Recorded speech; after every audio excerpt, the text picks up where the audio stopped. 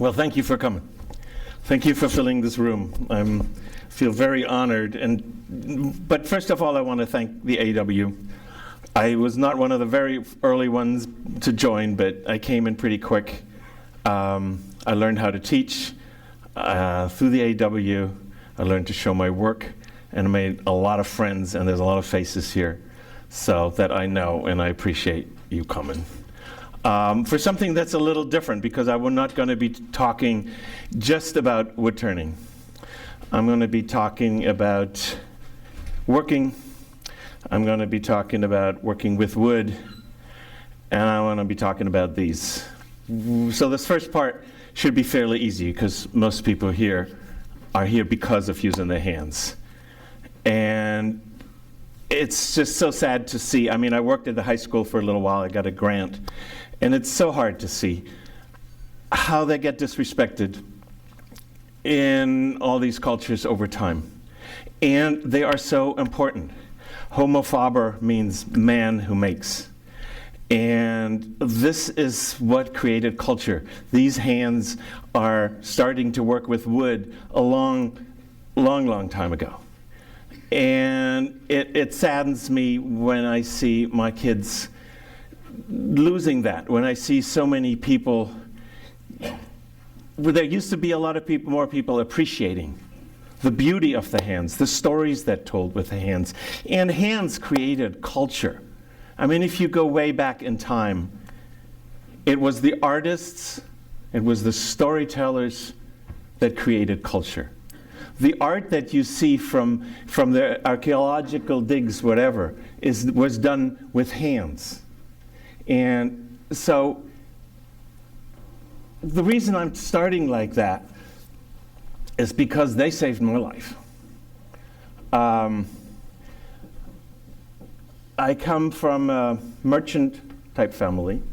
Hands were not respected. And but my father, the only time I saw him use a tool was an axe a few times, and he promptly chopped in his foot. So it was, and so I still, to this day, I don't understand how I really got here. I was supposed to go to college. That really didn't work. I went to Australia. I worked as a cowboy. I was a jackaroo. And when I traveled all through Asia, and seeing all these cultures, and I wanted to learn a craft, something that I could do anywhere in the world. Well, when I came home and told this story, my father pointed at the door and says, "I don't want to see you again." So it was a little rough. And it wasn't that I was very talented with my hands or had an art background. It was just like, I wanted to do something that I can do anywhere in the world. So I'll start with this. I became an apprentice at a very traditional German furniture shop. And wood just kind of appealed. I mean, I grew up in the woods, I grew among trees, and so I've learned these skills. I went out, and in Germany, when you do an apprenticeship, you really do. You learn wood technology, you learn hand. The first year, you only use your hands. You're not allowed to use any power tools. So it gave me a really appreciation of what this was all about. And one thing that I find so important, and I've dealt with a lot of ADD kids in the school. And I will never forget one kid coming into the classroom, and he was like all over the place. I put him on a lathe with a green piece of wood, and I said, "Just make shavings." Seeing the smile come over this face, knowing how he could suddenly relax. Now, I don't know that much about brain, hand, the whole coordination, but I know that there's an intelligence that we have in our hands. There's an intelligence that happens. They know from studying kids, especially young boys, when they move, they can think. And I assume that a lot of people here understand that, so I'm preaching a little bit to the choir.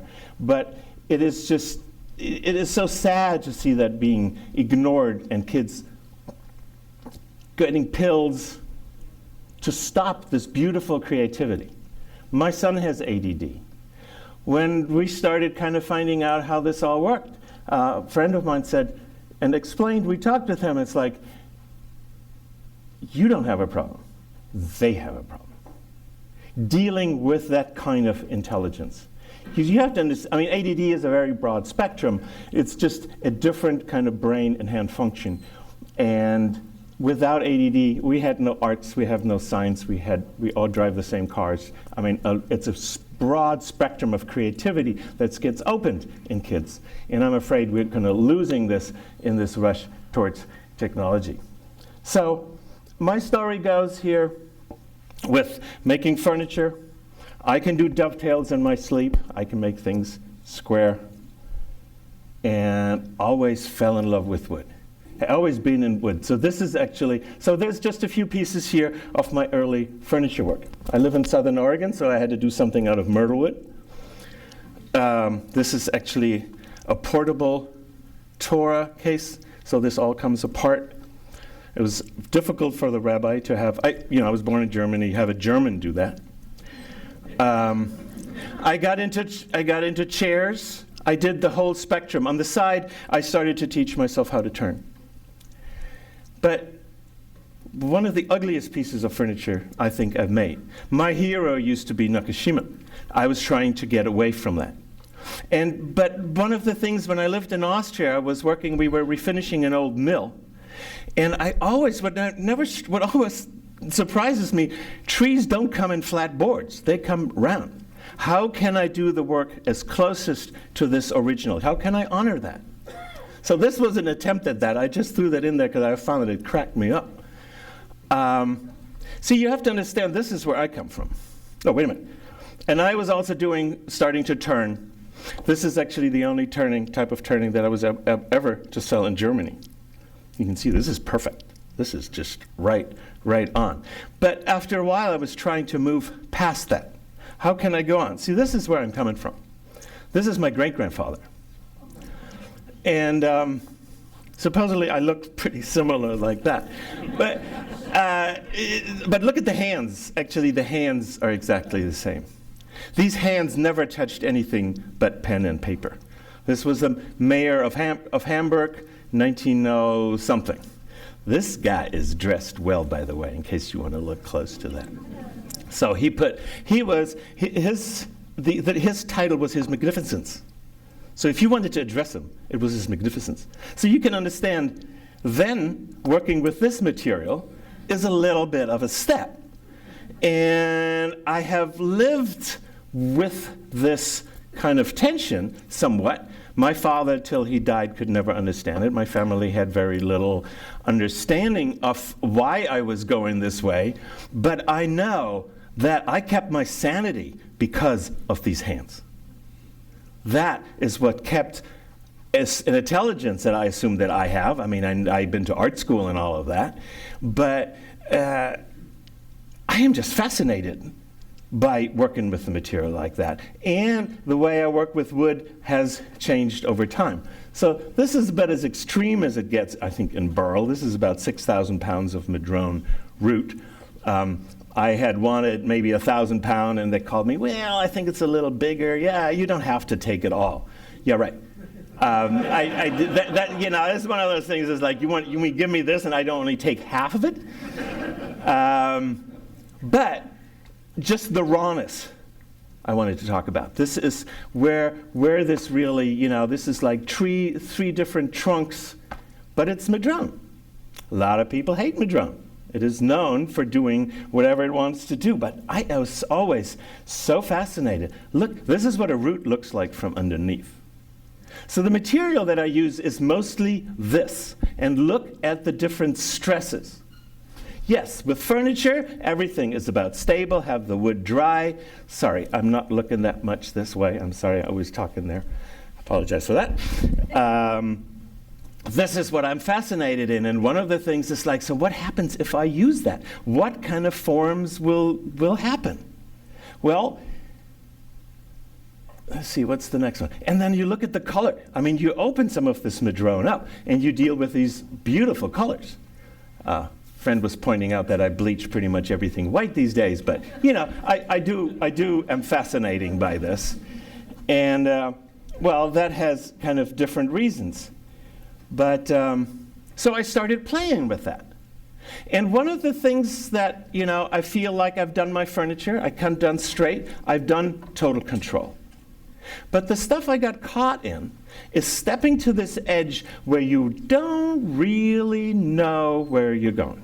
And that has driven me to this day and has given me a whole other approach. It's not about just what I can do, but it's like stepping, and then, the rest of my talk I'll be going back and forth about this. So what happens when I just slice this stuff really thin? Everybody says it moves. What happens? So this is my garage full of slices of madrone cut on the wood miser. Well, this is a very timid piece, so these are fairly quiet. But the movement that you see in each one of those pieces comes out of the structure of the wood. This is the life of the wood minus the water, it moves. And I will never get tired of watching these kind of changes. But how can I make it work? How can I make something beautiful out of that? And the color is a little strange.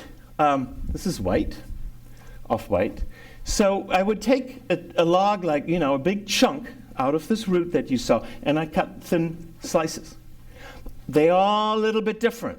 And I would just either put them on the wall like that, and I've made a lot of them like that, and just work with that movement. The problem that always comes up, what did I really do here? And so I realized that what happens with my work, I make a lot of pieces, and some will work out and some will not. And I find that incredibly exciting, because after a while I learned to deal with failure. I know that a lot of things that do will not work out, but look what happens when they do. And that's what I'm always looking for. This is at a hotel in Jackson Hole. And it's really, people say, so you mean you just put slices of wood on the wall? It's like, yes, and I get paid for that. Well, yes, well. So what happens at this point, it's not so much about the skill anymore, but taking chances, taking risks, going places. I mean, I had no idea this would happen like that. But you have to go through 10,000 pounds of burl and cut slices, and then half of it is great firewood, which it is in our area. If you live in Oregon anyway, madrone is great firewood, so that's fine. And you pick out the good stuff. And no, I didn't plan to make torsos. And once I thought, I want to make more torsos, they never looked like torsos again. So that to me has taught me a lot, to not be so precious about every little step I make, and understanding that I'm working together with an absolutely special, sacred thing. There's a marriage that happened. And I do go in my shop and I talk to the wood all the time. It's like, gee, what are you going to do today? And where could this possibly go? But to not know where you're going is what feeds me. At this point, when I have a commission, when it's making exactly the same thing again, it's like, my checkbook, okay, yes, I will do that. But it doesn't give me the excitement of making something that I've never done before. So, and I wonder sometimes whether one of the difference between art and craft is that the artist really doesn't know where he's going. The work is always at a risk. Instead of going, one step, 2, 3, this is what we're going to get. And I think there's a lot to that. For example, a piece like this is like, 16, 17 slices, all from a block, moved like crazy. All I did is really just cut the slices, and then I spent at least 6 weeks to putting this together. Every one of those, this is the final installation, but I have a wall in my shop that is full of holes because I move everything over till the relationships, the shadows, and all of that. And that's where my creativity comes in. Not from actually making these slices. That's a machine cutting that. When I get a big root, I'm not there choosing the block exactly where it comes from. I get the biggest block I can get out there. There's a whole lot of leftovers to which we come back. And, Yes, it's just a slice of wood. But by cutting it and by using it in a certain way, and through the bleach, removing one piece of information. So that's like black and white photography. And a portrait in black and white is mostly more interesting than a color one. So yes, it's a sacrilege. I get shit for it all the time. But I take the color out because I want you to see what's really in the wood. In case you didn't get it yet, I really love wood. And there's an intimacy, I think, that I've connected with, that I've created with this material over time. And I do hope it shows. And so, going through a few pieces here, so then you have leftovers, right? I'm getting this big burl, I cut a block out of it. What do you do with all these other pieces? And some of them, just as they dried, I didn't know what to do with them, went into different shapes. Okay, I looked at that, I followed up, and then I played with it. And I am very much a maker of parts. So those who know me, I used to make spheres, wooden spheres. It's about as simple, there's nothing creative about it. It was all about the shape and that. Then I went to baskets. Then I moved in many different places, but it was parts and then putting that together. So people said, do you draw all your work? Well, how do I know what I'm going to draw when I don't know what it's going to look like? So it's like a lot of seeing how I can set it off and make it go somewhere. But the problem is you do waste a huge amount. I throw a lot of pieces out. If I get too precious about it, it really doesn't work. And then I go into these very quiet pieces. I started to, it's always been this struggle. It's like, okay, so the wood did everything. Can I do something here? There's always, and then I overdo it. So the burning, this is something I'm putting in there, and there'll be more slides on that. It's just like I'm just saying a little bit of something. Very indefined, again, open for interpretation. People see different thing, writing, binary something, computer writing, whatever. But for me, it's just it's my little mark. It's my little chop. And sometimes there's a lot of it. And sometimes my wife comes in the shop and you're like, you really needed to say something. It's like, yeah, it's a little maybe too much. Yeah. But it burns, it's good stuff. So then I was like, so how can I use a material that everybody says is so wild, so unpredictable? What can I do with it? So I sliced it and cut it, and I did a lot of different things over the years. But, when I cut that was straight. So I keep the madrone green. I don't want any cracking beforehand, because then that's a weak point, it'll crack more in that. So I'm trying to keep it wet. And, this is 6 feet tall. So, yes, I only cut one, because standing on the bandsaw like that for 3 hours, it gets old. But look what it does. So, it's always a little hard getting credit or taking credit for work when it is really the dance that I'm doing. I didn't do that. I cut a lot of little strips, and yes, technically people go, so you just, go on the bandsaw? Mm-hmm. I do. I just go on the bandsaw. And then the next day it did that. And I was like, yes, we got one. But I hope you understand what I'm trying to get across. It's not all me controlling, and it's all me making it, but it's dancing with something that is definitely bigger than me. And I'm trying to show as much reverence to that as possible. Which means, don't mess with it. Because after all, woodworking is an incredible violent process. These trees that I cut, they did not want to die. They didn't want to be dug out of the ground. They didn't want to be anything like that. So I feel a great responsibility to make the best out of it, make the most beautiful out of it. I just cut through 6,000 pounds of madrone, root, and burl, and it was violent, all right. And my hand is not happy. So I played with different ways, because often there's pieces lying around. I probably cut 10 of those in that direction. 3 of them turned out. The rest are they do this thing, and you go, you are really unattractive. So, and gives me heat.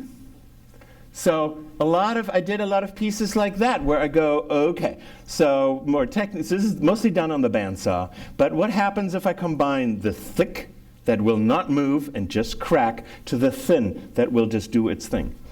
I have boxes of wedges in the shop. Everything is wedges. Everything gets opened up. See how far I can push it till it goes crack. Okay, we'll make another one. Because a lot of the processes don't really take that long.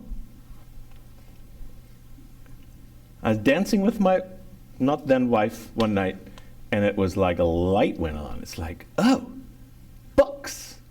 I've made a lot of books.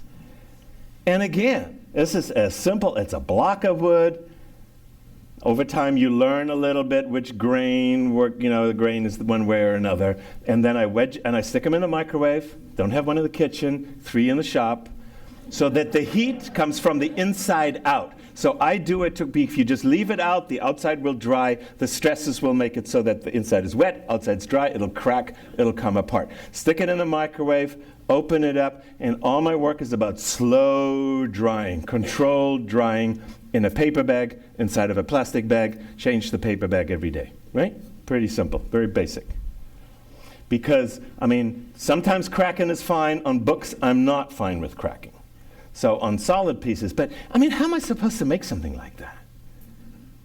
To me, it's like I'm going, I'm making 10, 20 books at a time, and then one of those turns out, and I go, okay, thank you. Just the light, the movement. So the wedges only will open it up. They will not do any form. I do not affect the form. The wall pieces, I don't mess with the form. There is no shaping going on. Sometimes wall pieces, single panels, just roll up, make them wet, put them in the pond, take them back out, some bricks on it, it'll stay flat. But it's the power that is within. Another one, it's the power within that. These are kind of later ones where I'm keeping some thicker areas.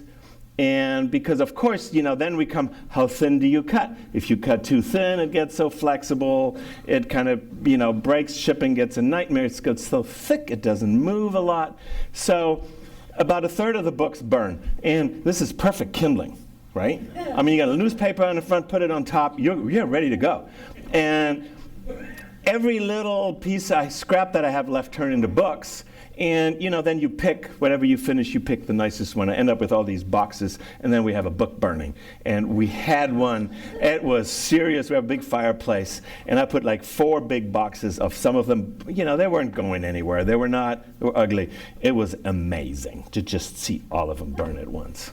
And then I go, wow, this is about 2 weeks of work. Okay, it was fine. But that's the price I pay to be able to come up with certain gems that will really there.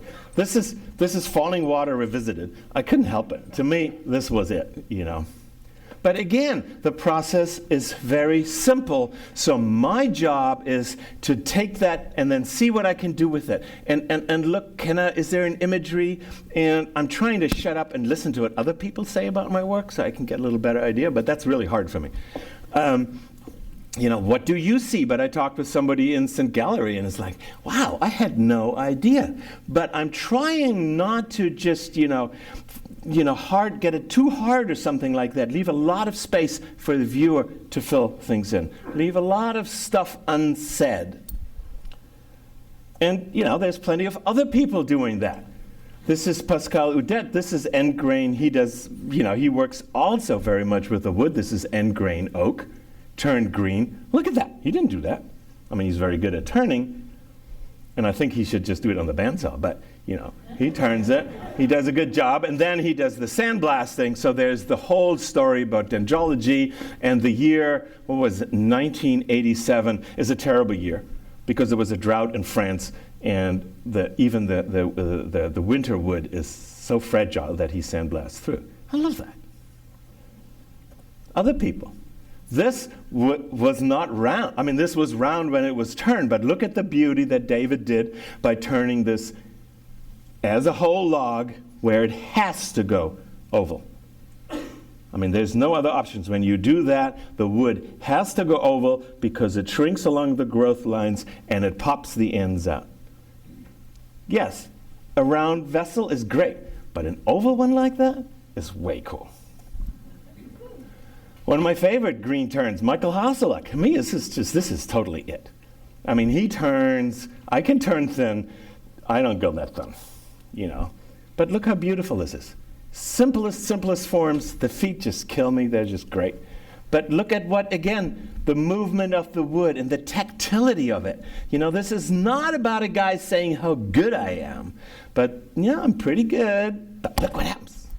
So that's what I am. So, you know, I turn green too. I bleach. This piece is actually down there. And so what you happen, I'm not always doing a one-piece thing. I make 50 of them or something like that, and then I start grouping. I'm totally into relationship between pieces because each one has an attitude. Each one does a little bit with each other. So then it's like, okay, we've done a lot of this. What else can we do? So I started to this is just root, and I carved along the growth lines, and then bleached it, dried it, bleached it, blasted it, and burned it. But the form of itself does not. So what I do to the surface works with what's in the wood. So everything you see on the surface is actually coming out in 3D volume on those pieces. And I love stuff like that. Somebody said it looks African. It's like, okay, I'm done. No more. Because I am absolutely not African. And I wasn't thinking of that. So that kind of happens. And then you make a piece like this, and I go, well, I can never do that again. This is just like, I love this thing. And actually the next one too. So that creates a certain kind of tension. Why would I want to make another one when it's just once in a while just something pops up? It's frustrating. There's I say it's so great, but it also really is awful. You make 4 of those and you have one, and the other ones are like, I don't think anybody's gonna buy them. Actually, I just got a piece back. Somebody found a piece at Goodwill, and it was beautiful. Where's Joe? Joe Seltzer? He got it. Joe found it. I found it for him, but it was like, you don't really want to have that happen more than necessary. This kind of really did it. This was the last of those vessels I did, because I can never do that. I could never make another one. Nothing, to me, I love this piece. And I got a lot of, compliments even from my peers, and it's like, that's gorgeous. Yes, but I didn't do anything to that. I just turned it. So, anyway, I sold it. It was good. Then over time, the hollowing of vessels gets a little old. It also gets physical. I can't really do a whole lot anymore. And I've just did one. I'm starting to make some instruments, so I turned some more vessels, and I haven't done it for a couple of years, and I'm going, no, I'm not doing this anymore. The whole thing, it could blow up any time, which was very exciting at one point, is absolutely not so exciting anymore. So I got into tubes, and I'm back to an object that is very simple, very plain. And I made like 80 or something tubes in all kinds of different sizes, and they all changed a little different. And then it's like, where do you want to be? What are you? They look like bones. They look like scrolls. And then I get into the burning. The burning mostly just I can do in areas that there's not a lot of movement there. So where it's a little quiet, it allows me to go in. I would never burn over a burl surface. Besides it's difficult, it's too irregular, then I find the places where it's a little quiet. This is called the white bones. And then, what is this? There was a lot of movement. So I'm finding this is, scrolls, is it bones? When it gets bones, it gets a little tricky. We're going way back in time in the meaning of bones, and that whole thing gets a little weird. But look at surfaces like that. After all these years, I just pick stuff like that, put my hands over it. So this is sanded, wet, slowly dried, bleached, and then like a clear lacquer over it. And this becomes like a nice kind of sheen. And at times, I make a lot of things that I don't know what they're going to be. I don't know whether they're going to be anything to anybody else. So the whole thing is always for me to convey something that I love and put it in a way that is relevant. And been a woodworker for 40 years and get a little older, it's like, I want to be relevant. I don't want to just make work that ends in private collection. How can I make beauty? How can I make something, put something out there that tells a story, touches maybe someone, That's a pretty tall order. That is something hard to get to. So, and that's kind of really, this is really my mission, or this is where I want to be. And I was so pleased when somebody saw the burning I did on a piece down below and go, what is this? I have never seen anything like that. And it's like, yes, yes, you got it, you got it. So this is burnt, spiral, 5 marks. And I do a fair amount of it. And my wife comes in the shop and goes, this is nice, so black. Can you make that white? You know, it's like, I'm going like, come on, you know, how am I going to burn white? Well, okay, so I sat with that. And then I realized if I paint that with acrylic paint, the paint goes into the dark. And if it's on a smooth surface, I can go in with 220 paper and just take the paint off without going through the bleach. And that's how I get, you know, but it has to be now, you know, there's all the bumpiness, but now I'm suddenly turning straight grain tube through the end grain this way, right? The log's coming up this way. I'm actually turning a tube this way. So that curves, by the way, if you do that. There's interesting things. After doing it a lot of time, you're starting to go, okay, I can see you. You're going to do this when I do this to you. And then you think you got it, and you know, sometimes it works. And then I found this, and I just had to put it in. It just cracks me up. They're 6 feet tall. They're hollow. And just, it's like, wow, I made this. I still have them. I have a lot of them. Black burnt wood is not easy to sell. Not easy to sell at all. So I made a lot of these figures, and I really got into copper. I just like, my wife made some really bad jokes about these, so let's move on. But this kind of texture, how do you make it? You know, the problem with all these textures is you can't go back in. You can't fix it, you can't repair it, you can't refinish it. The area I just showed with all the markings, it's a one-way trip, and that creates, when I'm going like, well, there's no fixing, there's no going back to it. It adds another tension, it adds a lot of responsibility, and it's an awesome focus. Anybody who knows about ADD knows about hyperfocus. Okay, and I also had a lot of fun.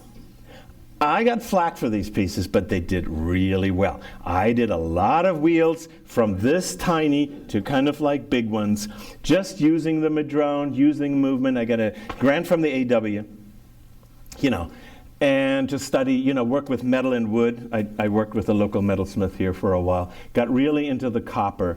But again, it's like, what happens if? What if I put this together? Okay, people laugh about me at making toys. I don't care. These things were fun. And I made lots of them. Lots of them. You know, this little guy, I'm like, you know how much fun that is? Unfortunately, the silver tarnishes, so that's a bit of a problem. But the reason I was going there is going to this. So I have a book that I maybe brought. And maybe somebody knows this book. George Stewart, The Wheelwright Shop. Nobody. Amazon, 95 cents. This is the story of a young man, this is about early 20th century, whose father ran a wheelwright shop. Father dies, he went to school in London, he comes back and he takes this over. What these things are is a very functional object where every part of this was cut from these wagons from a specific tree at a specific time out of a specific soil. I mean, these trees would be selected to do this job because, like the wheels, they weren't flat; they were all curved. So there was a knowledge that these people have before we got into the Industrial Revolution about how wood really works. You have to understand that there isn't that much wood in museums because it all rotted. But from early on, people have worked wood for everything. And there's so few objects left. And I'm afraid this time we're losing the knowledge of what this meant. I mean, what he's learning is like, he's in the pit sawing. They take a log, they cut them curved because that's what they wanted. The wood had to be stored at a certain time, cut at a certain time of year. Otherwise, the guy comes back and says the cart's not working. And that cart there was a specific price for the cart. That was all very, very, very tight. And then within the book comes the story of now the spindles are made in London at a machine. They don't last. They're not cut. The wood hasn't been riven. And, most people just go to a lumber yard and order wood of this and whatever kind, not really understanding what is this. I mean, wood doesn't come out of boards. And I'm very fascinated in, how you use wood in different ways. I mean, I was looking for a bigger picture, and I've seen them where it's a huge oak tree that shows exactly every part of a big sailing ship within that. So the sawyer, the boat, the master would select this tree. I mean, this is years ahead. They would cut it. They would dry it in a certain way. This is the only picture I found. But instead of bending things, things were cut out of it. And once you start actually disassembling an entire tree, which is pretty much like butchering an animal. You pull it apart, this does what that, the fiber is grown this way. There's a different function to it. And in my work, a lot of it is like, I'd cut it there, I know it will do this, I know it will do this. So you're working with the forces. And it saddens me how a lot of this gets lost. Everything is cut straight, everything comes in a board. I mean, you rarely can even buy the whole log as it is as a whole. It must, So anyway, I love trees. Here's another picture of that. So, I think that's a boat upside down. And so the skills of, selecting the wood out of those kind of places, it just always kind of fascinated me. And we're moving at a rate in a technology, and I don't think technology is going to save us at all. This is what we got. This is what is, for me, going back to my roots. Okay, so after 40 years, they hurt, but you understand, I hope, what I mean, because this is what brought us here, and I'm also, this is just, to me, this is really valuable and very rich. And I'm going back to basics. I'm making blocks. And as I said, I just cut 6,000 pounds of this stuff up because I have a tendency, my wife goes, here we go again, he's got a new idea. And trying to make it talk without getting too elaborate, letting the wood talk, coming up with that is really, really important to me. And people talk about self-expression. I find it becomes a real personal work. Once you deal with wood that closely, it becomes personal. But it's not about me expressing myself, but it's a marriage with material. And that's what I want to talk about. And that's it.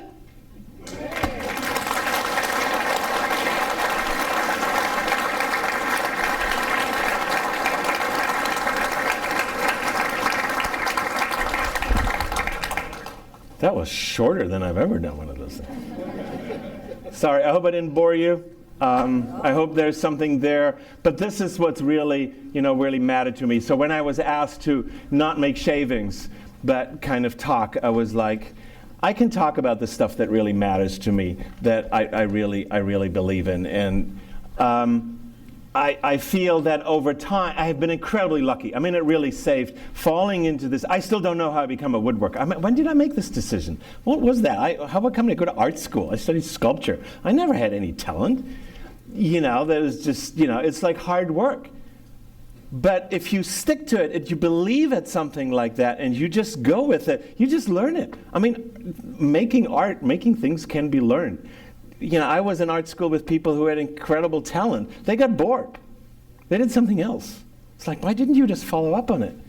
But I always, and when a few times that I taught at college or, taught people, it's like the biggest thing is just fall down, stand back up, stand back up, stand back up. To me, that makes an artist and a craftsman because you will fail.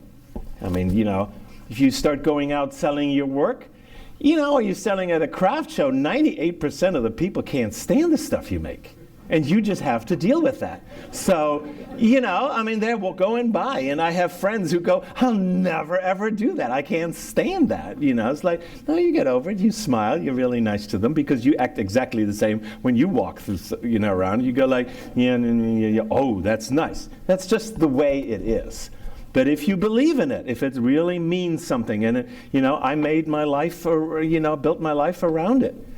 And get a little older, slowing down, so now I'm making blocks, But, you know how complicated this is? I mean, not only does it have steel rods left and right in through, I mean, I cut this wood, it's on with a chainsaw, I cut it with a bandsaw, then it goes in a little kiln I built, which is just an oil heater and a fan, and make it go, make it crack, make it, that stuff gets hot. Then I sandblast it, and then it goes in the sun for a month to get the patina. I flip my wood every time I go in there with a sprayer. I water it so it gets a little more sun in it and cracks a little bit more, and lacquer it. And then 10 minutes of creativity. I go, great.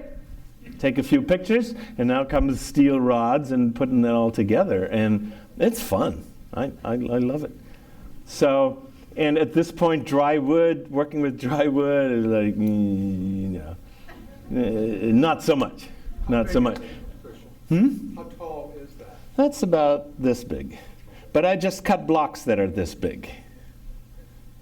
Which means, So, and some of them I bleach. And some of them, what I've just done, I cut a whole bunch of burl up that actually I sanded green. So I sanded these blocks, cut them perfect, and then make them move. So they have totally, this has all rough surfaces. So, this is one of many. I've got, as I said, I got lots of that kind of stuff. But the biggest thing about that is like going where you have no idea where you're going. That to me, other people go, no, I don't have any of that. This is where I'm going, I'm going to make that, and it's great, and I'm very happy. It's, different personalities, different people work in that way. But to not know where I'm going.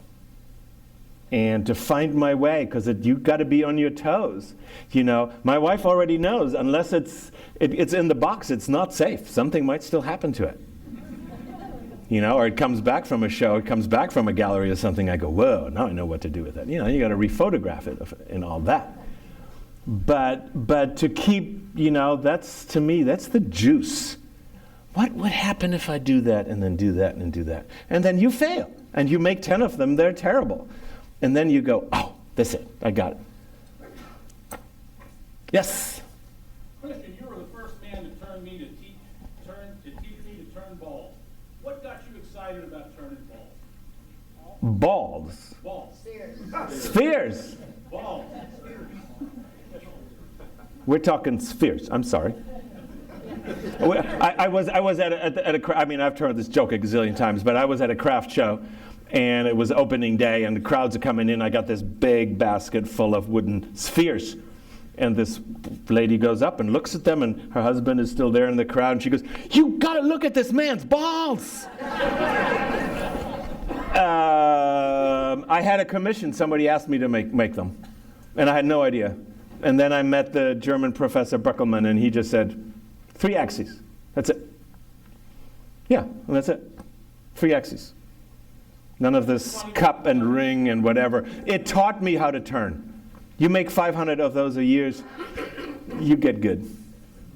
Was that an answer? Was that? Yeah, I just really wanted to hear you tell that joke again. I figured. Oh, there were many. It just kind of happens. But I mean, the sphere is this perfect thing. So anyway, I'm not getting any deeper into that. Any other questions? Okay, I left you speechless. All right. Do you have your own sawmill? No. You cut all that stuff yourself? Well, the burl and all stuff with the chainsaw, but the other stuff, I find somebody with a wood miser. That's all done with it. Because, you put a big block on it, and the wood miser does 1/8-inch slices. Zip, zip, zip. Hits a rock. Bloop, new blade. Go back in. Zip, zip, zip, zip. Hits a rock. Bloop, It's expensive. I mean, I don't think there's anything as nasty as madrone root. I mean, it's wonderful to turn once you've got it on the lathe or something like that, but I waste more. I have sharpened my saw, bandsaw, one hit, $37 down the tube. And there will be a stone right in the middle of this gorgeous piece. It's just the price I pay. I pay $1 a pound, and most of it turns into firewood. It's just how it goes. In the middle of summer, I can't get any. I won't touch it, because I don't want any of this to, to crack till I work with it. For a long time, I prided myself, I'm getting leftovers. I'm carbon neutral, all that. But, from the veneer industry or from when you buy the burl, I get all the roots and stuff like that. Last time I said, I need some root, he goes, we got anything. So they dug for me the most ugly root you have ever seen. That was like, nobody would ever pay money for that but me. And then it's like power washing, and it's a lot of chainsawing. I mean, this is a rough way to do that. This is not the stuff you get from the lumber yard. This is not the log where you met your kind of cuts. No, this is different. And then sometimes you cut on the bandsaw, and you said, I really shouldn't be cutting that way, but oops, it worked. Since access to green madrone is seasonal, what do you focus on the remainder of the year when you don't have? Well, it has to dry, and then I work with it. Yeah. So, which means when I have it, I prepare it, it takes time to dry. Right? I mean, I got a garage full of panels. I got 3 boxes full of books. And I got, as I said, like 6,000 pounds of these blocks. So I'm busy. Does it make sense? I mean, you take the time when you can get it, and after cutting enough books, I'm really done with books. But I got another 20 pounds lying there, or whatever, 50 pounds. So, the parts, this thing about making parts. So it was really interesting preparing for this, because, before I would talk a little bit, and the rest would be making shavings, and suddenly I'm going, and I got really sick, so a lot of time to think. And, I make a lot of parts. So it's a really different, I don't have this envision, the amazing moment comes in when I got 1,000 pounds of these blocks finished, lacquered. They all come in a room, and they all lie there. And now what? And then you start kind of like tiptoeing around, and this is fun. I mean, it's like I'm 5 years old, right? I mean, what can go wrong? And then I go, well, who did that? This is cool. I have no idea why it's cool, but I liked it. So then comes the next part. I'm doing stuff that hadn't been done. You got to believe it. You got to think, hopefully somebody else likes it, because this costs money and I need to make some. But, what? Yeah.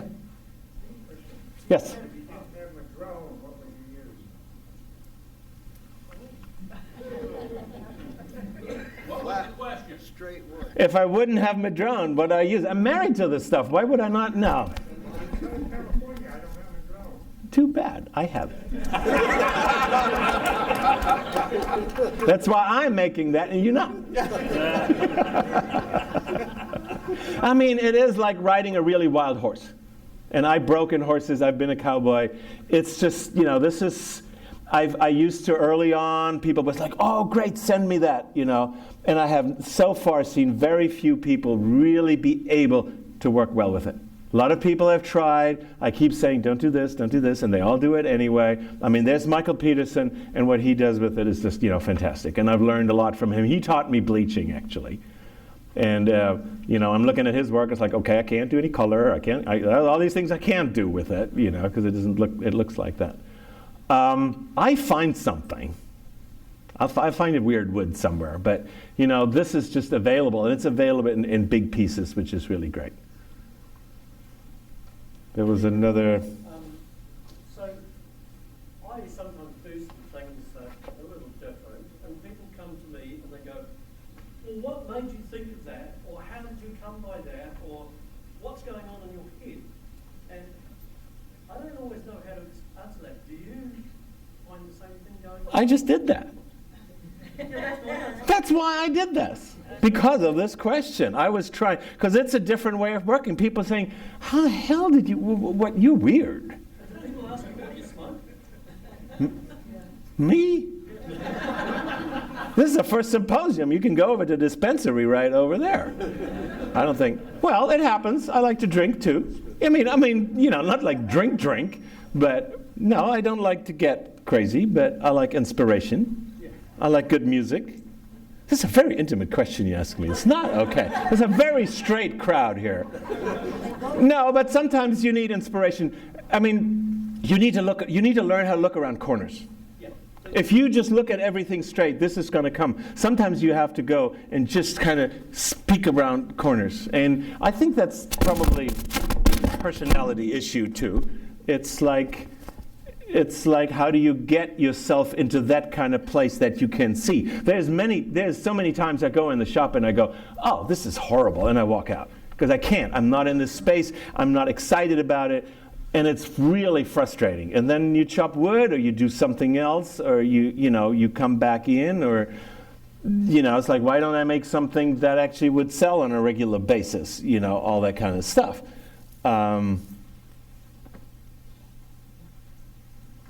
Yeah. Wine is really good for creativity. What? Tequila is too. I find it very comforting in that you said that black and white is something that you use to determine form and feel and so forth, and then you color some of your tubes. Well, I don't really color them. I stay with black and white. No, that's still black and white. No, they're colored on the ends. Burnt. They're burnt. Well, that's colored. I don't do color. I'm terrible at color. I don't know anything about color. There's plenty of color. I like the black and white. And actually, I did a thing with a class with Steve Lohr, and he does it with his students. He said they're turning all this stuff. It's like, go, let's paint it all white. Let's see what the form looks like. And that's an incredible good exercise, because I've sold a lot of pretty wood, and I know other people did too, but that's not really the point, I think. How do you do your bleaching? Hydrogen peroxide, wood bleach, 2-part. You can get it at the hardware store, or you can buy it by the gallon. I go through about 20 gallons a year, 30 gallons a year. I go through a lot. Because it's like, it doesn't just bleach white. This is like 8-9 times or more dipping, spraying, and then it becomes very touchy. I mean, white. It's white. You don't look at it. It's got dirt on it. Does that? Personal question. Uh-oh. Did your father ever live, or did he live long enough to respect you? No, he didn't get it. No, it was hard. It was too bad. My mother did, so that was cool. Especially after, I remember she said, like, he'd be really proud of you. I go, yeah, right. I mean, if somebody doesn't understand it, he doesn't understand it. You saw that guy. That was his grandfather. That's where my father wanted to go back into that kind of thing. After the war, that wasn't really happening. But, there was a name he had, and there was a certain understanding, and he sat in the same office than his father. I mean, it's like a bad dream, right? But he thought that was it. So, if somebody cannot relate to hands or the beauty of it, which is happening, more and more people don't. I go to, a lot of the craft shows try to bring the young collectors in. These guys have no idea what they're looking at. I mean, people don't know hand to object what it takes. It's just disappearing. They're not exposed to it. The high schools are closing their wood shop. And that was how I began, and my stuttering at the beginning of this was very much about that, So if you don't understand it, if you don't give somebody a visual education, you can't be surprised if they rather buy a motorcycle or have their car repainted or buy another stereo, whatever. But, we come from this. We lived around handmade objects. And some people are still totally with it, but a lot of people have definitely lost that. And it's sad.